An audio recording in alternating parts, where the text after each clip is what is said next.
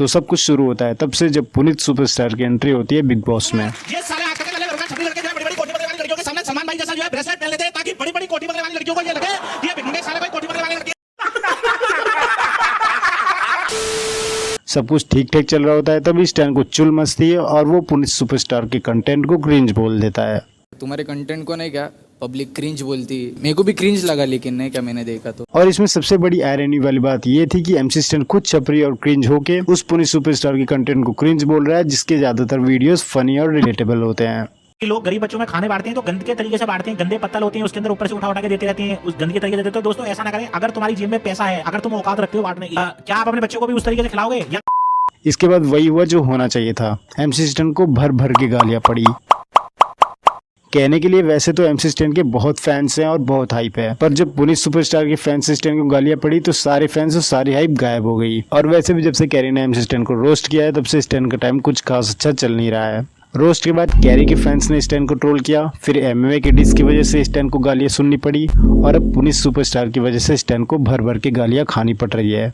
और जब इसके बाद एमसी स्टैन को लगा कि अब कुछ ज्यादा ही गालियां पड़ने लगी हैं तो एमसी स्टैन ने पुनीत सुपरस्टार से माफी मांग ली। आज मेरे को उसका मैसेज क्या आया है कि पुनीत भाई मैं तो तुम्हें सपोर्ट कर रहा था, मुझे जो चिट्ठी दी गई थी मुझे उसमें ये बताया गया था कि भाई तुम्हें ये चीज बोलना है जब पुनीत सुपरस्टार आएगा, और उसने मुझे ये बोला कि भाई तुम अपने मेरे लिए वीडियो डालो कि एमसी स्टैन ने कुछ नहीं किया है।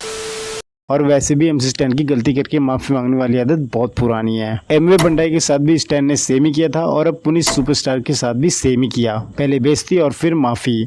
बस डिफरेंस ये है कि स्टैन गलती पब्लिकली करता है और माफी चुपके से मांगता है। तो ये तो हुआ स्टैन का मैटर। अब आते हैं बिग बॉस पे। तो ये सब सारे इंसिडेंट के बाद पुनीत सुपरस्टार की एंट्री होती है बिग बॉस हाउस में और सिर्फ एक ही दिन में पुनीत सुपरस्टार को बिग बॉस हाउस से एविक्ट कर दिया जाता है। रीजन बहुत फालतू दिया जाता है कि घर वाले पुनीत सुपरस्टार के बिहेवियर से कंफर्टेबल नहीं थे, क्योंकि घर के ज्यादातर सदस्यों का ये फैसला है कि वो इस घर में पुनीत के साथ एडजस्ट करके नहीं रह सकते हैं। इसलिए ये पूरे घर का फैसला माना जाएगा कि पुनीत इसी वक्त ये घर छोड़कर और ये शो छोड़कर बाहर आएंगे। फिर क्या था, स्टैन के बाद दूसरी बारी बिग बॉस की थी। ट्विटर से लेकर इंस्टाग्राम तक बिग बॉस को भी भर भर की गालियां पड़ी और गूगल प्ले स्टोर पर जियो सिनेमा की रेटिंग जो पुनीत सुपरस्टार के बिग बॉस में जाने से पहले 4.2 स्टार्स थी वो डिक्रीज होकर 1.2 हो गई है। और अगर मैं गलत नहीं हूँ तो इंडिया में कैरी मिनाटी के बाद पुनीत सुपरस्टार दूसरा ऐसा बंदा है जिसने अकेले दम पे किसी ऐप की रेटिंग्स गिरवा दी है। तो अब जब एमसी स्टैन, सलमान खान और बिग बॉस को गालियां पड़ी रही थी तो बीच में कृष्णा ने भी सोचा कि थोड़ी टेंशन मैं भी ले लेता हूँ और कृष्णा ने भी न्यूज में आने के लिए पुनीत के लिए मीडिया के सामने ये बोल दिया। अरे ऊपर बैठा है, वाह हाय, ये पुनीत सुपरस्टार तो नहीं कहीं कंटेंट दे दिया आपने। खैर ज्यादातर टीवी एक्टर्स को गाली वाली खाने से कोई फर्क पड़ता है नहीं, वे सिर्फ हमेशा इस कोशिश में रहते हैं कि अटेंशन मिलता रहे और न्यूज में बने रहे। तो कृष्णा ने भी सेम ही किया और स्टैन के जैसे कृष्णा को भी जब गालियां पड़ने लगी तो कृष्णा ने अपने इंस्टाग्राम के कमेंट सेक्शन को ऑफ कर दिया और जैसा कृष्णा चाहता था कि उसे अटेंशन मिल जाए तो अटेंशन मिल भी गया। तो पुनीत सुपरस्टार के बिग बॉस से निकलने के बाद किसको किसको गालियां पड़ी ये तो मैंने बता दिया, पर सिर्फ एक दिन में बिग बॉस से निकलने वाले पुनीत सुपरस्टार को कितना फायदा हुआ ये भी जान लो।